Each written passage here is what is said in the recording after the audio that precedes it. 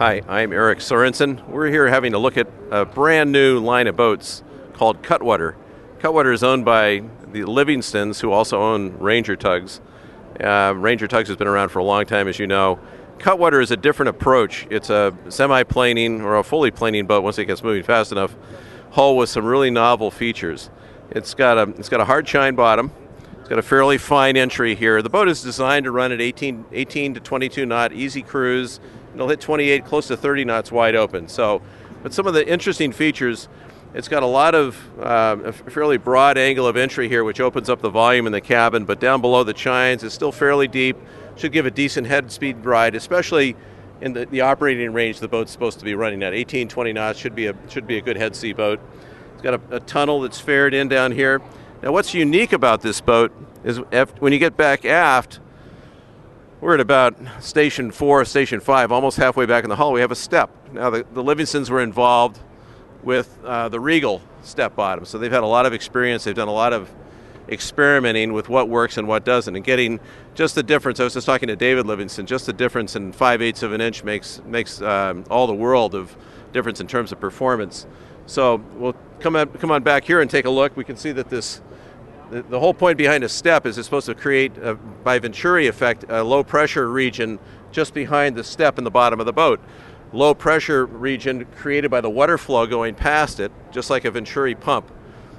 A Perry-jet eductor, for example, pulls the ambient air in all the way down to this strake, which you can see down here, and it blankets the bottom of the boat with a layer of air bubbles. Now usually this isn't very effective in a boat that's going under 25 knots because the dead rise makes the bubbles just travel right away from the keel and right up the hull. So by the time you get back aft, there's really no air bubble effect at all, no air bubble blanket at all. But with this boat, what's helping them out is there's a little less dead rise, only about 11 degrees at the transom on this boat, because it's a slower boat. It doesn't need the dead rise. A little less dead rise, it makes it more stable and efficient. Okay, so here, now we're looking forward, and you can see down low here what the step looks like. This height, this distance right here is critical.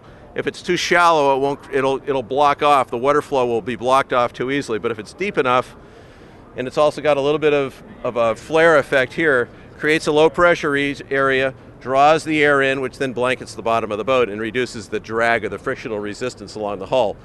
Air has hardly any drag at 18 knots. Water has quite a lot. So that's the whole idea, is to get air bubbles replacing the air right in contact with the skin of the hull.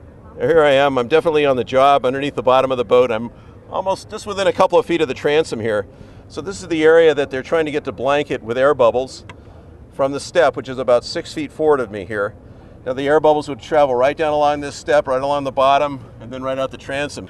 Right here is the bustle that the engine fits down inside of, and then the water flow transitions from this pod and goes up into the tunnel. You can see the back end of the tunnel here. Gives nice clean flow to the prop, and there's plenty of clearance around the propeller. Vibrations won't be a problem. Another nice detail is a bronze shoe on the bottom here, and what this is good for is if the boat is grounded a lot, it protects the fiberglass. We're back at the stern now of the Cutwater 26, and you can see a lot of the things we've been talking about. This is where everything ends, right here at the transom, of course, in terms of water flow, the propeller pocket design. There's a stern thruster here as well as one at the bow, a bow thruster and a stern thruster, so makes the boat very easy to handle going in and out of a slip. You can see the propeller tip clearance is about a little over an inch here. That should be okay for a prop this size, a little close.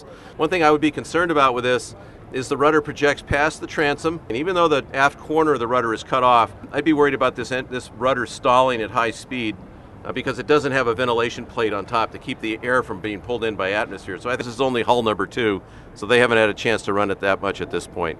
Well, I hope you've enjoyed your tour of the Cutwater 26 as much as I have. It's a neat little boat, and as I said at the beginning, it's got a lot to offer. It's going to be just perfect for some families. This is hull number 2 that we're aboard today.